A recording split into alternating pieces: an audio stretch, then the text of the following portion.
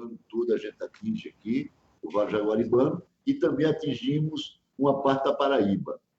A gente é muito vida aqui na região. Neste momento, certamente, com a sua entrevista, a gente vai aumentar a nossa audição, a nossa audiência aqui em toda a região. Mas, geralmente, a gente já fez pesquisa nesse sentido, quando a difusora, quem fala da difusora fala para cerca de entre 200 a 300 mil pessoas em qualquer horário. A gente tem uma audiência muito grande aqui na região. Parabéns, parabéns. E também tem uma coisa, senador, uma coisa muito importante, é que a gente procurou entrar cada vez mais nas mídias sociais. A gente está sempre fazendo essas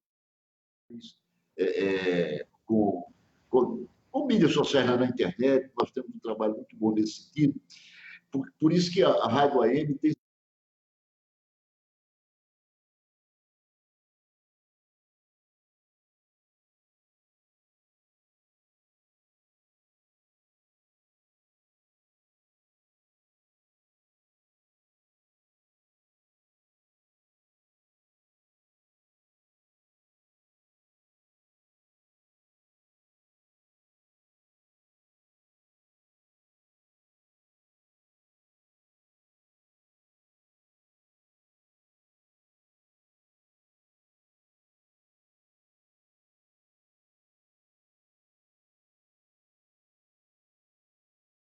Costa Branca.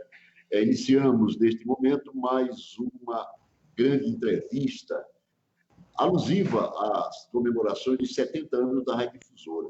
E hoje nós temos a honra de receber nas nossas emissoras, no nosso espaço, o senador Fernando Collor de Mello, senador da República, ex-presidente da República, um dos políticos que efetivamente mais marcaram a história do nosso país nos últimos 50 anos. Muito bom dia, senador Fernando Collor. Muito bom dia. Muito bom dia a todos vocês. Muito bom dia, doutor Paulo Linhares. Muito bom dia, Wellington, a todos os ouvintes da Rádio Difusora e de todos aqueles que estão nos acompanhando nesse momento. Senador, muito bom dia. Aqui é o Wellington Moraes, direto aqui de Mossoró, Rio Grande do Norte, Brasil. A primeira pergunta, senador, que eu faço para o senhor é sobre essas comparações do senhor com o Bolsonaro. Vocês se elegeram presidente por um partido pequeno, chegaram ao poder quando ninguém imaginava, O senhor foi para o segundo turno e venceu um candidato de esquerda, assim como o Bolsonaro.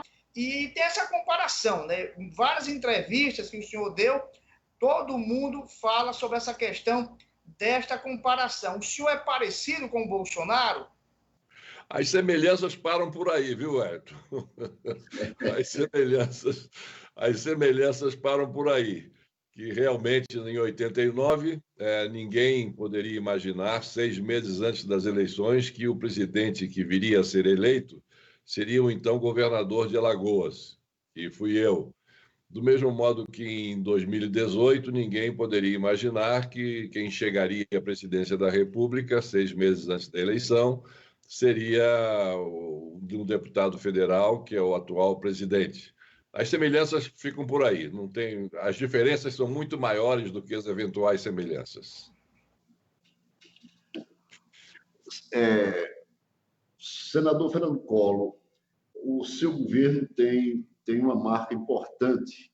A despeito de todas as atribulações, foi um governo que não se concluiu, pelas razões históricas que todos nós conhecemos. Porém, eu acho que o senhor tem um legado importante para o nosso país, porque o senhor contribuiu definitivamente para a modernização do Brasil, abrindo a nossa economia para o mundo. Teve aquele famoso episódio das carroças que o senhor falou, dos automóveis, que foi muito importante. Aquela pegada que o senhor fez, inclusive na questão cambial também, na questão da informática. O Brasil, a gente sabe que até o seu governo havia um fechamento enorme nesse campo, por exemplo, da tecnologia da informação, e isso atrasou muito o Brasil. Talvez tenhamos atrasado cerca de 2 décadas em comparação com outros países. Então, eu acho que esse é um legado importante do seu governo, um grande legado do seu governo, essa abertura. Também o senhor fez uma série de medidas importantes do ponto de vista econômico, que até preparou o nosso país para o momento em que vivemos hoje. Uhum. Uma coisa importante também é que o senhor teve uma visão internacional, a política externa brasileira, seguindo, inclusive, uma sequência de uma política independente. O senhor teve um papel também muito importante nisso. Inclusive, o senhor foi condecorado por muitos países, o senhor teve um trabalho interessante. Eu queria só fazer para o senhor uma indagação. O senhor que até pouco tempo era presidente da poderosa Comissão de Relações Exteriores do Senado Federal. Até 2019, o senhor presidiu essa comissão. A gente percebe hoje, senador, um isolamento, uma política externa que nunca se viu no nosso país. É sui generis na história republicana, uma política de isolamento, uma política de confronto com nações amigas e uma política, ao mesmo tempo, paradoxal, porque é filo-norte-americana. Eu não sou contra a gente manter relações, os Estados Unidos são realmente o nosso maior parceiro, mas hoje nós temos um filo-norte-americanismo, por assim dizer. Então, como é que o senhor encara isso hoje? Como é que o senhor encara esse isolamento do Brasil, esse confronto do Brasil com nações amigas, importantes parceiros, tipo China, tipo França, tipo Alemanha? Como é que o senhor encara isso com o conhecimento que o senhor tem das relações internacionais, do comércio internacional? Como o senhor situa o Brasil hoje, senador? As nossas relações internacionais, elas sempre foram pautadas por alguns princípios. Em primeiro lugar, respeito às leis internacionais. Em segundo lugar, respeito às decisões do Conselho de Segurança das Nações Unidas. Em terceiro lugar, atenção às deliberações que são tomadas pela Assembleia Geral das Nações Unidas.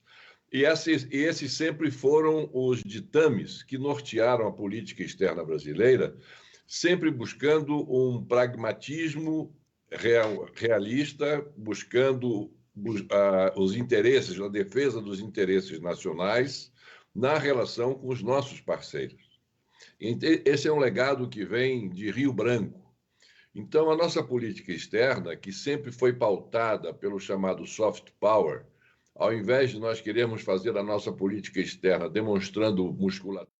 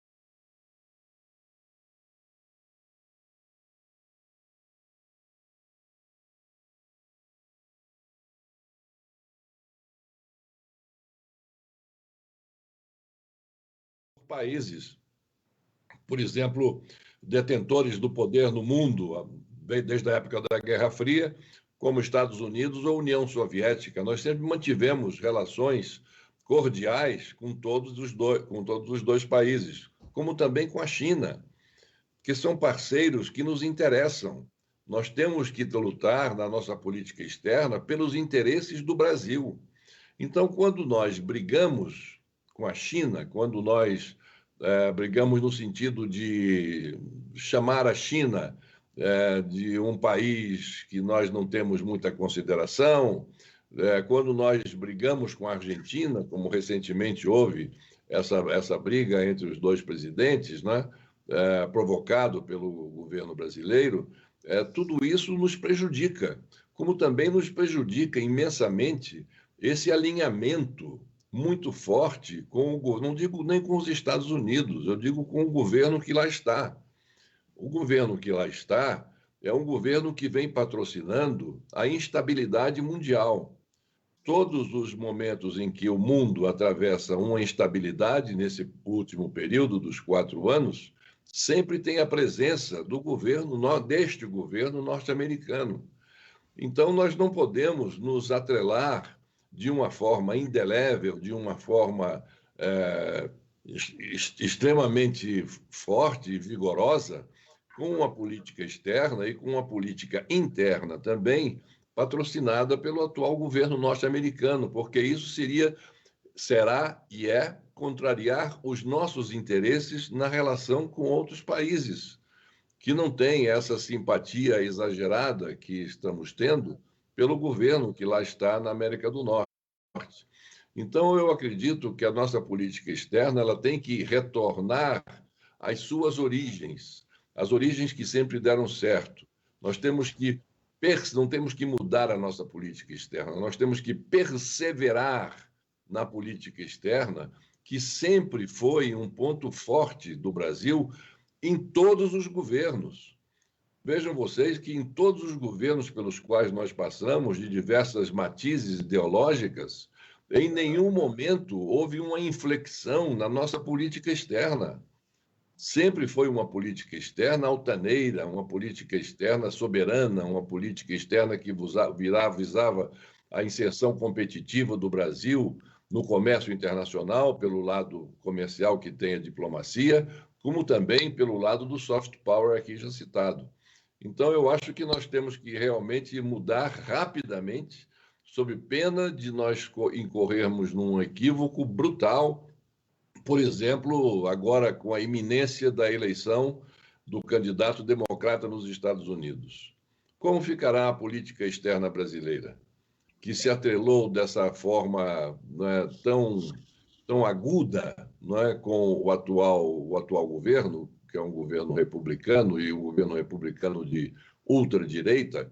Como vai se adequar à política externa de um novo governo que, ao que tudo se espera, virá ganhar a eleição em novembro nos Estados Unidos? Então, são essas questões que o Brasil tem que fazer atenção, porque independe do governo que esteja chefiando os outros países, nós temos que manter relações com todas as correntes.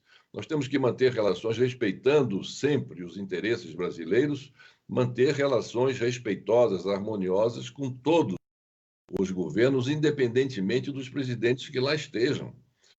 Vocês vejam, o pessoal fala muito, não, porque ditadura disso, ditadura daquilo, não se pode fazer. Veja o exemplo vamos citar novamente os Estados Unidos, que é considerado a maior democracia do mundo e que tem esse sujeito lá como presidente da República, lá na América do Norte. Ele foi conversar com Kim Jong-un, que é hoje o presidente da Coreia do Norte, depois de ter xingado o Kim Jong-un, depois de ter feito isso e aquilo, chamado de comunista, que hoje é tudo negócio comunista, né? Tá virando os anos 40, 50, esse macartismo. E ele está lá conversando com ele, não é?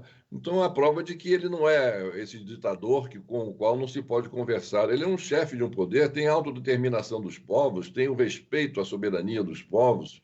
Então, nós temos que respeitar aqueles que lá estão.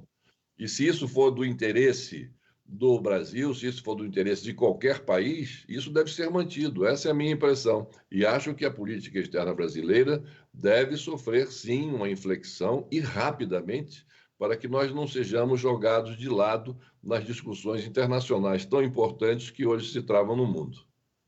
Presidente, o senhor passou também muitas dificuldades, né, quando estava à frente da República Federativa do Brasil, com essa questão de governabilidade, né? Você trazer o parlamento para dentro do executivo, depois aí, na época do Fernando Henrique, chamou de presidencialismo de coalizão. Dá para governar sem um centrão, Collor? Não dá para governar sem maioria parlamentar. Sem maioria parlamentar, não há como governar. A questão do chamado centrão, e de forma até pejorativa, mas são aqueles partidos de centro que compõem a maioria hoje do Congresso Nacional, como de anos passados também. Então, é fundamental a gente conseguir aqui no Brasil, dentro dessa carroça da política brasileira que se chama presidencialismo de coalizão, nós precisamos ter, o atual governo, qualquer governo precisa ter a sua maioria parlamentar. Eu tenho um exemplo da minha experiência, que eu fui eleito em 1989, numa eleição que vocês se recordam, foi uma eleição solteira. Só se votou no presidente da República. Não houve eleição ao mesmo tempo de governador, senador, deputado federal e deputado estadual, como nas outras eleições, inclusive na última, aconteceu. A minha eleição foi solteira. Então, quando eu tomei posse em março de 1990, eu tomei posse diante de um Congresso que havia sido eleito em 1986 e que teve o seu mandato até fevereiro de 1991. Então, de março de 90 a fevereiro de 91, eu governei com esse Congresso eleito em 1986.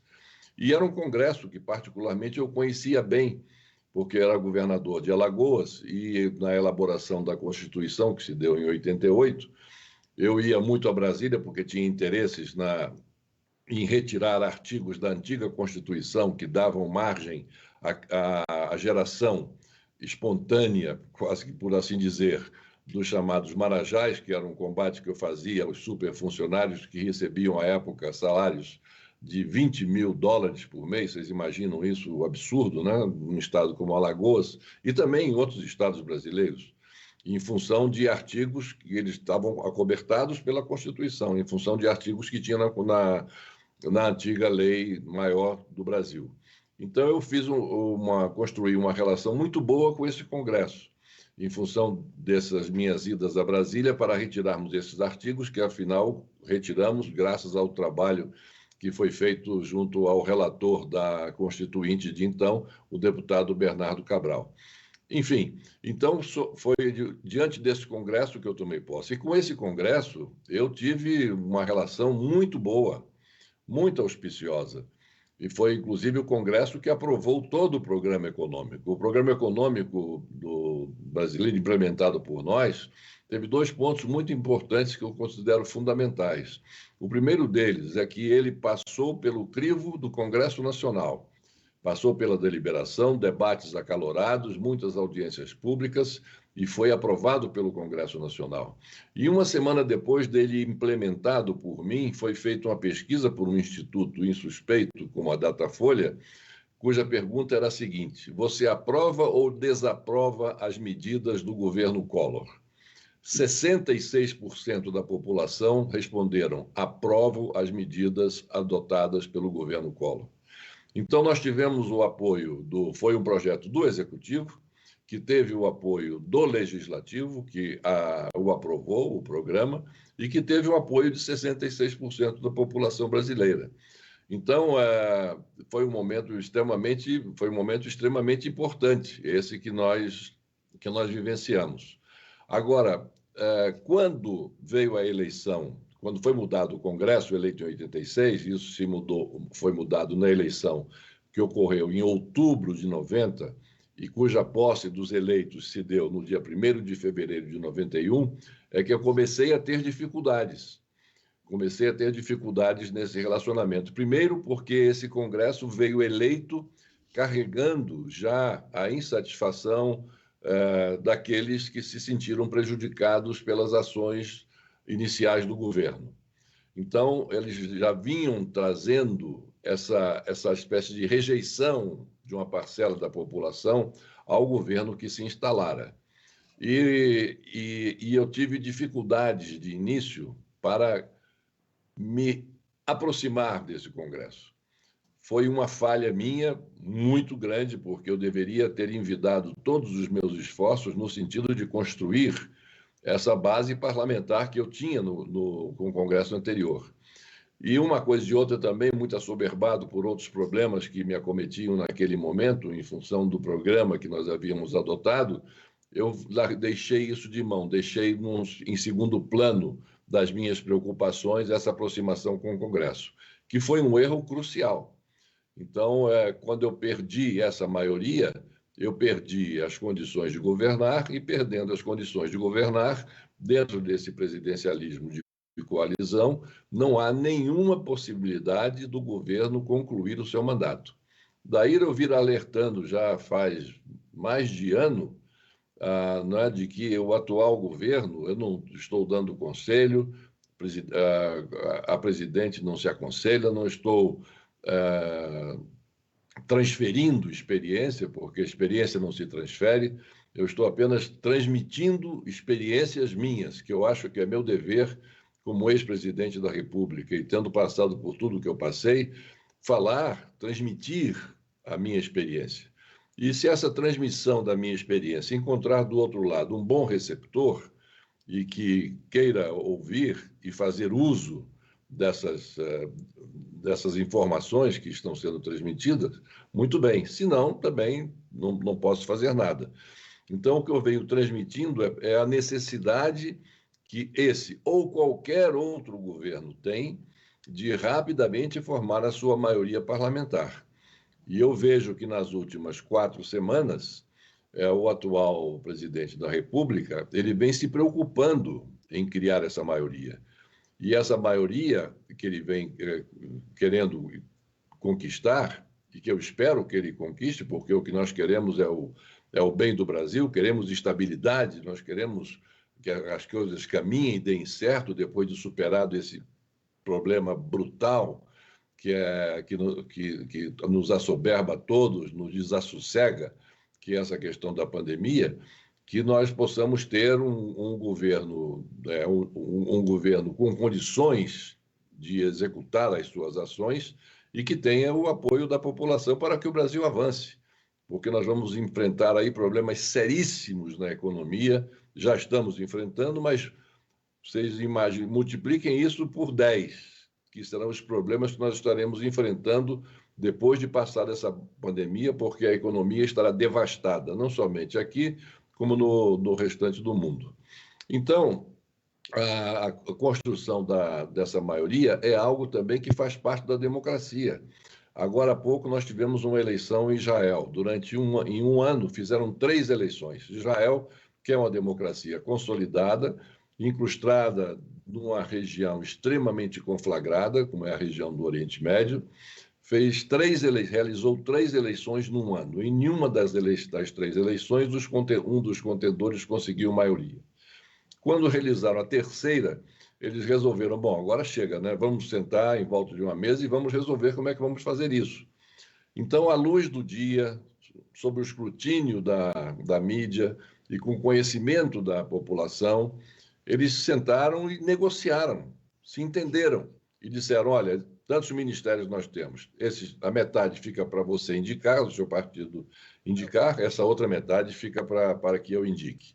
E mais do que isso, eles dividiram o mandato. E você governa 2 anos e eu governo 2 anos. Então, isso o que é? É um entendimento, o que a democracia, são instrumentos que a democracia nos fornece para que haja o entendimento, para que haja a busca do consenso, para que haja a aproximação das diferenças, em que se encontre um lugar comum em que aqueles que participem, ambos ou mais, possam participar para formar a maioria. e formaram, então, a maioria para governar. Na Itália, a Itália, depois da derrocada do partido da democracia cristã, do Partido Socialista, que eram partidos referências no mundo, o Partido Comunista, depois que esses países sumiram, começou a haver um recrudescimento dos partidos de direita. Então, tem dois partidos de direita muito importantes na Itália, que é o Cinco Estrelas e a Liga do Norte, que são de extrema direita. Eles ganharam as eleições, mas não formaram a maioria no parlamento. Então, o que é que eles fizeram? Eles se uniram com a esquerda. Então, vejam vocês, é o pragmatismo, é a questão de se formar um governo. Pegaram partidos de esquerda, que deram a eles a maioria, juntaram, viram os pontos de concordância que havia entre um programa e outro, e por mais espantoso que pareça, existiu, porque o que partido de extrema-direita tem a ver com partido de esquerda, né? Você diz, não tem nada a ver, mas eles encontraram pontos de contato, pontos de encontro que deu para que se formasse um governo, um programa de governo e se elegesse um primeiro-ministro para implementá-lo. Então, aqui no Brasil, essa questão de partidos do centro, todos os partidos merecem a nossa consideração, porque todos os partidos que ali estão têm como seus representantes pessoas eleitas pelo voto popular. É a diversidade. Nós que tantos falamos, né, do respeito à diversidade, nós temos que respeitar também a diversidade ideológica, a diversidade do ponto de vista ideológico. Então, nós podemos criticar os radicalismos sempre, os extremos radicais, seja de que parte for, sempre tem que ser evitado, porque quando há radicalismo, não se cria condições para o quê? Para o diálogo, para o consenso, que é a base da formação democrática de um país que se queira chamar democrático. Então, é absolutamente natural e normal que esses encontros, essas conversas aconteçam. O que não pode acontecer, o que não se deve acontecer, o que não é bom acontecer, é que encontros sejam feitos de forma fortuita, no meio da noite, sem estar agendado, sem estar colocado na agenda oficial, de a gente ser pego de surpresa. Não, foi nomeado hoje um fulano de tal, um fulano para tal cargo, Beltrano para outro cargo, e a gente fica sem saber. Mas isso aí foi fruto de quê? Conversou com quem? Isso é que não pode. Isso é que gera o chamado toma lá da cá e que leva a atividade política a um patamar menor na avaliação da população brasileira. Quando os entendimentos são feitos às claras, e dizendo, olha, estou aqui recebendo o presidente do partido tal, e estamos nos entendendo para lhe formar aqui no governo, eles têm quadros, o partido A tem quadros muito bons na área tal, e vai sugerir nomes para ocupar esses lugares, seja a nível ministerial, seja a nível de segundo e terceiro escalão, mas isso feito às claras. Então, não há nenhuma dificuldade, nem nenhum problema em relação a isso, até porque o presidente da República é o líder político da nação. E como líder político da nação, ele tem por obrigação fazer política. E fazer política pelos canais institucionais, que são os partidos políticos e os políticos. Então, isso faz parte das atribuições do presidente. Cabe a ele liderar o processo político e cabe a ele, dentro desse presidencialismo de coalizão, que eu sou parlamentarista, apenas um parêntese, então, por gentileza, não levem muito na linha da definição absoluta e completa, é uma opinião em relação ao parlamentarismo, mas é porque eu entendo que o parlamentarismo ele é um sistema de governo moderno, atual, contemporâneo do seu tempo, que faz com que as coisas se tornem, com que as crises políticas não se sucedam. Uma derivação aqui. Na verdade, o senhor tem uma carreira política brilhante, prefeito de Manaus, brilhante e mais interessante, de superação, de redesenho de si mesmo. Eu acho muito interessante essa sua trajetória.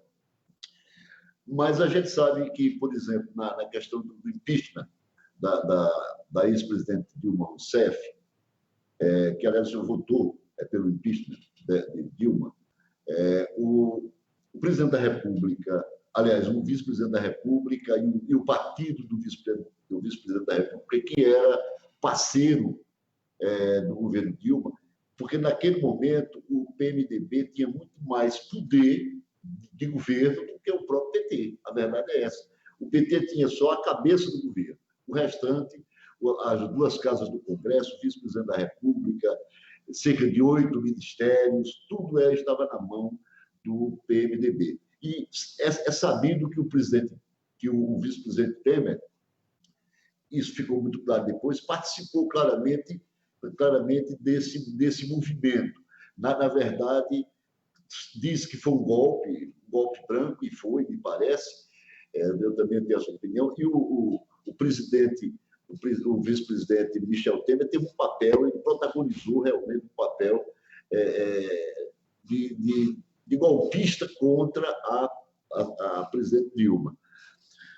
Eu queria que o senhor deixasse assim, bem clara a posição do seu vice, Itamar Franco, exatamente no processo de impeachment que o senhor sofreu. O senhor renunciou antes, a gente sabe disso. O seu processo não chegou ao final. O senhor não teve, digamos assim, não concluiu o processo porque o senhor renunciou. Qual foi o papel do presidente Itamar? Porque nunca eu percebi assim uma postura parecida entre Itamar e Temer. Como é que o senhor vê hoje, já, digamos assim, claro que o presidente Itamar se foi, né, já falecido, mas como é que o senhor viu esse papel do vice Itamar Franco? Ele participou enfim, daquele processo contra o senhor, ou continuou sendo parceiro até o fim? Olha, eu estava assim, sorrindo, lembrando de uma frase que o meu pai me passou logo antes de eu ingressar na política. Ele, deu algumas orientações, alguns conselhos, e disse por fim, meu filho, agora uma coisa, ser vice, em primeiro lugar, não sê-lo, em segundo, não tê-lo, e de preferência nem vê-lo.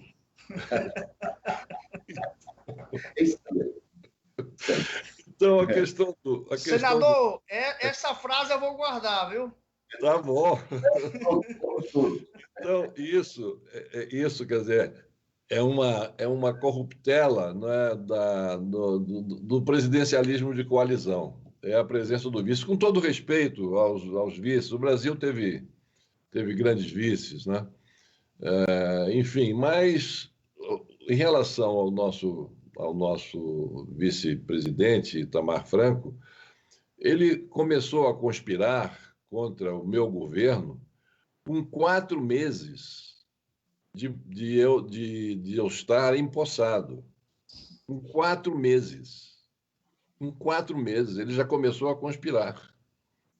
Conspirar com pessoas mais ligadas a ele e dentro do Congresso Nacional, conspirar para me derrubar. E aquilo tudo, eu era informado daquilo, achando que era uma bravata do Itamar, que ele era uma pessoa muito intranquila, era uma pessoa de temperamento difícil, né, de altos e baixos, enfim. Mas aí procurávamos contar, não, deixa isso para lá, isso é coisa do Itamar, é coisa do Itamar. E assim fomos deixando. Até que, quando se apresentaram as condições políticas para o meu afastamento, porque o impeachment é eminentemente um instrumento político, ele aí, então, conseguiu aglutinar uma maioria e, com isso, conseguiu o meu afastamento. É preciso sempre que se diga o seguinte: o impeachment não é e não tem nenhuma característica de juridicidade, nenhuma. O impeachment é um instrumento eminentemente político, em que as leis são instrumentalizadas para atender e para materializar decisões políticas já tomadas anteriormente. Então, o impeachment ele nasce quando se junta um grupo majoritário dentro do Congresso Nacional, num primeiro momento especificamente na Câmara dos Deputados, e a partir daí é deslanchado o processo. E o processo é eminentemente político, não tem absolutamente nada de jurídico. Provas ou disso ou daquilo são questões secundárias que depois vai caber à justiça julgar e dirimir qualquer dúvida que tenha existido e que, sem dúvida, existiu quando dos motivos que levaram ao afastamento do presidente da República. Mas é um instrumento eminentemente político. Então, a sua resposta, sim, o Itamar sempre trabalhou e sempre conspirou pelo meu afastamento, embora eu não guarde nenhum tipo de mágoa nem ressentimento dele. Inclusive, nos encontramos no Senado, ele senador e eu senador também, e reatamos as nossas relações. Naturalmente, não foram as relações como eram de antanho, né? Mas, enfim, civilizadamente, conversávamos e trocávamos ideias políticas, mas, sem dúvida nenhuma, ele foi, sim, um conspirador. Senador, outra questão também, né, muito polêmica, agora recente, é esse embate entre os poderes, né? Você está no Congresso Nacional, o presidente e a sua turma, né, ministros também batem muito duro no Congresso, o Congresso também bate duro no Executivo, depois vem o Judiciário, está um samba de crioulo doido. Como é governar, presidente? Você já esteve nesta mesma cadeira, em situação também semelhante, né? Como é viver com essas relações, né, entre os poderes estremecidas, né? E nós sabemos que isso não é bom para a democracia. Isso é péssimo, concordo com você, isso é péssimo, é muito danoso a consolidação, né, do processo democrático. Isso sempre nos traz muita dificuldade, né, no exercício dos próprios poderes, né? Agora, é interessante nós notarmos que esses conflitos, que eu digo em gestação, continuam em gestação, eles agora regrediram, mas a gestação regrediu, mas continua ela sendo gestada. A gestação desses conflitos institucionais sempre foram causados por atos do Poder Executivo, sempre. Porque partiu do Poder Executivo esses gestos de beligerância contra os outros dois poderes que constituem os três, Executivo, Legislativo e Judiciário, constituem a base do sistema democrático. Então, o Poder Executivo admoestou reiteradas vezes, né, o Poder Judiciário, inclusive utilizando palavras de baixo calão para se referir aos integrantes daquele poder. Em relação ao Congresso Nacional, da mesma forma, palavras de baixo calão e palavras ofensivas aos integrantes e aos presidentes das duas casas. Enfim, naquelas saídas para conversar naquele cercadinho, na entrada e saída do Alvorada, cada entrada e saída daquelas criava um problema institucional, né, pelo descalabro do que era dito ali pelo presidente da República. Ainda bem que nas últimas 4 semanas ele não vem mais falando no cercadinho, com exceção dessa última, desnecessária, absolutamente desnecessária, sobretudo ele que está convalescendo, e eu espero que ele se convaleça rapidamente dessa infecção que ele teve do Covid. É desnecessária, ele devia ter ficado dentro do Alvorada, mas já deu uma saída ali para conversar, não com o pessoal do cercadinho, mas com o pessoal que ficou ali na frente do Alvorada, e já ficou fazendo algumas bravatas com o negócio desse remédio que ele está patrocinando como o grande a grande panaceia, a panaceia que vai resolver todos os problemas do Covid no Brasil e no mundo, enfim, podia ter evitado. Mas nas últimas 3 semanas, vamos pegar as últimas 3 semanas como exemplo, ele tem demonstrado que está hasteando a bandeira branca, já vem enviando emissários para conversar com o presidente do Supremo, com o presidente das 2 casas do Congresso, já vem mantendo também relações com grupos de ministros seus palacianos mais íntimos, né, para conversar também com integrantes de um poder e do outro. Enfim, vem evitando declarações polêmicas, o que cria o que prenuncia, espero que se confirme, o que prenuncia um ambiente de caminhando para a normalidade. Então, caminhando para a normalidade, esse ambiente que, de acordo com a Constituição, deve ser harmônico e independente, o ambiente entre os poderes deve ser harmônico e independente. Se nós estabelecermos a volta desse ambiente e o respeito aos ditames constitucionais, nós estaremos contribuindo para que haja um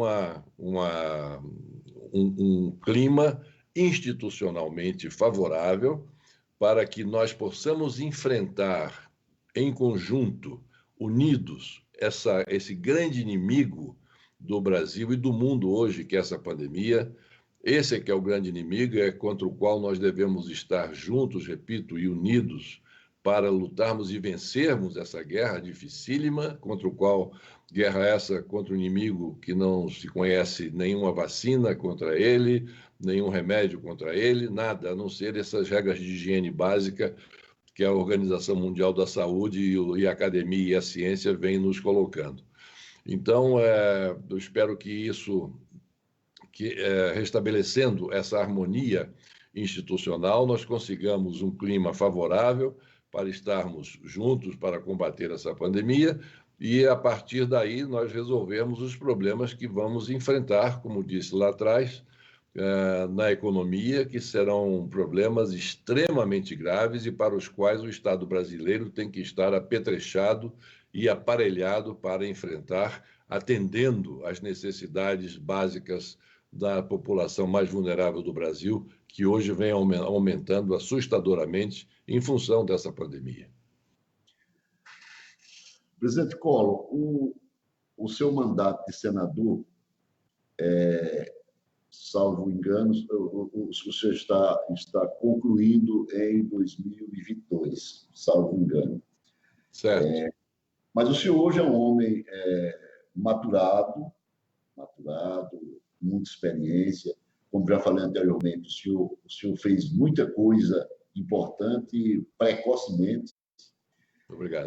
Mas sofreu também consequências até de alguns arroubos juvenis. Vamos ser claros também nisso.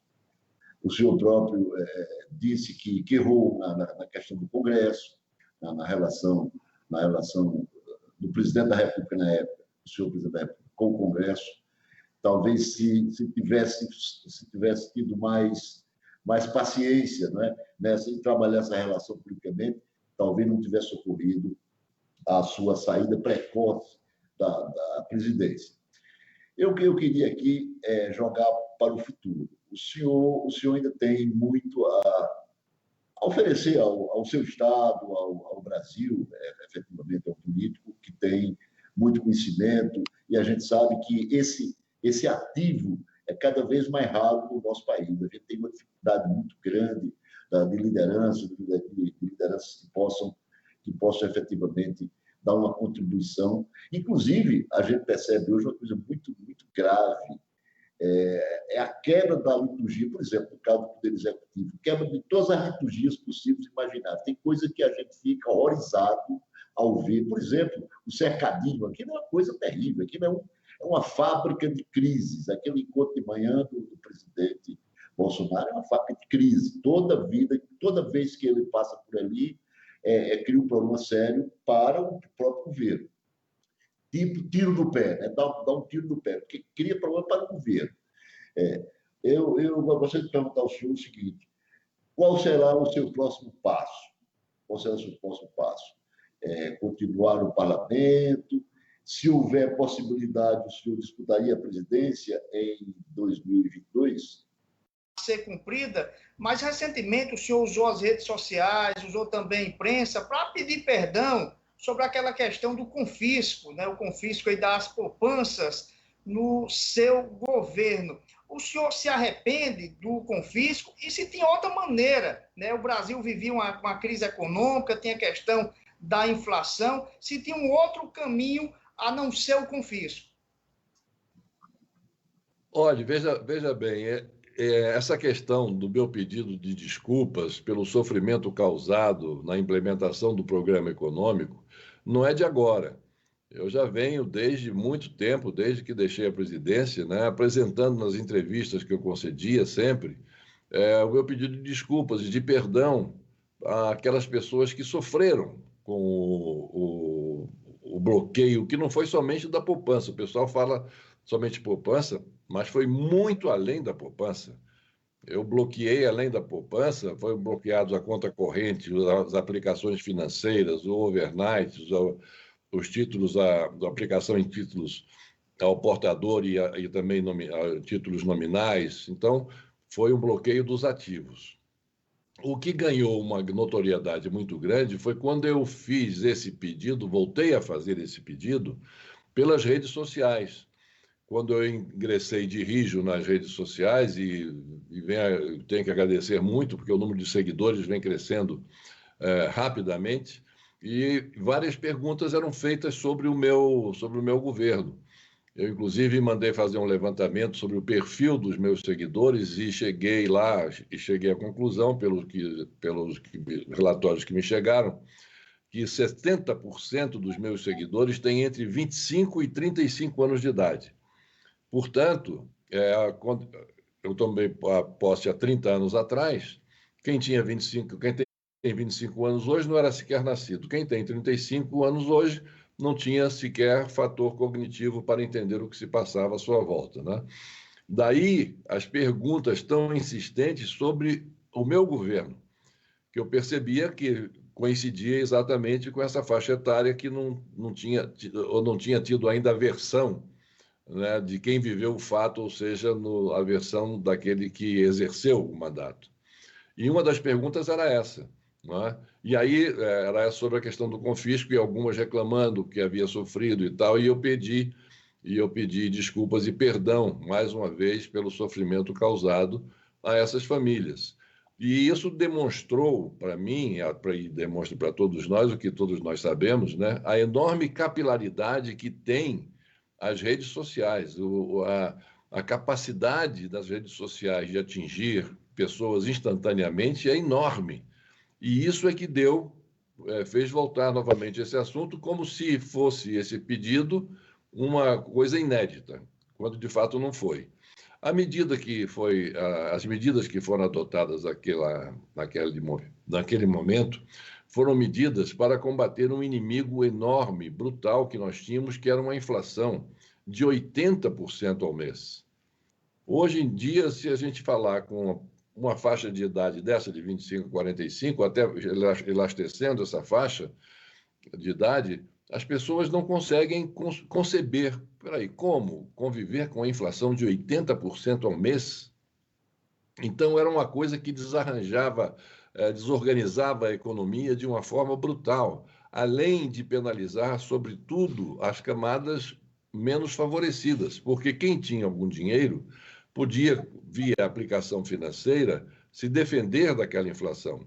Mas e o assalariado, que não tinha reservas, que não tinha condições de fazer qualquer tipo de aplicação, até por não conhecer esses mecanismos sofisticados, né, para esse tipo de aplicação? Esses é que mais sofriam, os assalariados. E nós tínhamos que combater essa inflação de uma forma rápida, né? Porque se nós não fizéssemos isso de forma rápida, no mês seguinte a inflação estaria em 120%, porque ela chega num nível, depois de um certo nível, a inflação não vai aumentando, né, 1 ponto percentual por mês, ela vai aumentando em 2 casas decimais por mês. Bom, para nós combatermos a inflação, nós precisávamos de fazer um congelamento de preços. Para nós fazermos o congelamento de preços, nós tínhamos que dar uma solução para a enorme quantidade de dinheiro que havia em circulação na economia.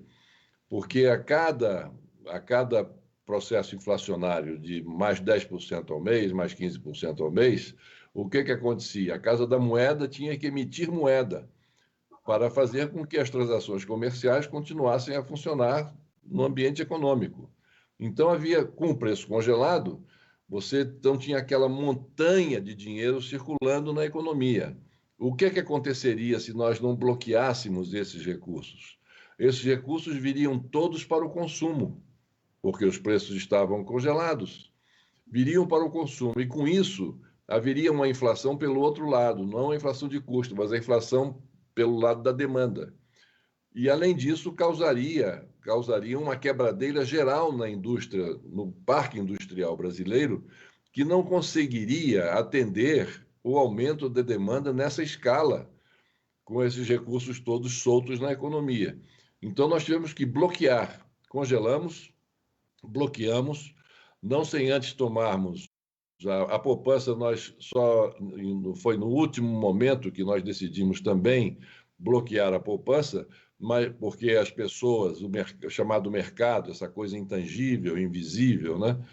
Ela começou a perceber que alguma medida nessa área de bloqueio de ativos seria tomada, e ela então tirou o dinheiro das aplicações que tinham e colocaram na poupança como uma forma de achar que ali estariam melhores defendidos. Mas esse movimento nós estávamos acompanhando. Então, nós acompanhávamos esse movimento, todos indo para a poupança. E aí a poupança ingressou no rol dos ativos a serem bloqueados, mas não sem antes nós termos feito um levantamento pelo Banco Central de então, e o presidente de então, o presidente José Sarney, atendeu essa nossa solicitação, porque lá ele, presidente, que determinou que fosse feito nosso pedido um levantamento para saber o perfil daqueles depositantes em caderneta de poupança à época. Então, foi levantado 70% dos depositantes em caderneta de poupança àquela época tinham depositados de 50 mil reais, na época a moeda era cruzados novos. Havia 70% tinham depositado na caderneta 50 mil cruzados novos para baixo. Por isso que nós estabelecemos os 50 mil cruzados. Quem tiver 50 mil cruzados novos, até 50 mil cruzados novos, não sofre o bloqueio. Então, na realidade, na caderneta de poupança, somente 30% dos depositantes, que foram exatamente aqueles que saíram dessas aplicações especulativas para tentar se defender na caderneta de poupança, que sofreram, de alguma forma, tiveram pelo menos um incômodo, né?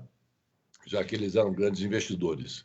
Agora, o importante é de se dizer que esses recursos que foram bloqueados, esses recursos foram todos eles devolvidos em 18 parcelas mensais. A última delas eu paguei em agosto de 1992. Todos os recursos foram devolvidos, todos eles, né?